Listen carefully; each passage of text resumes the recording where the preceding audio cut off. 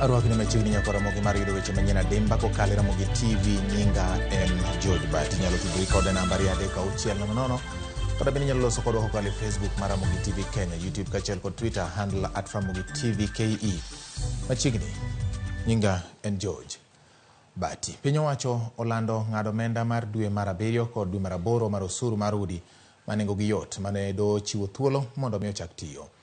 Jotich idhi ng'ado osuru mar udi ma dwe mar 7 kod dwe mar 8 dichiel kowuok osara ma idhi chul giko dwe ni.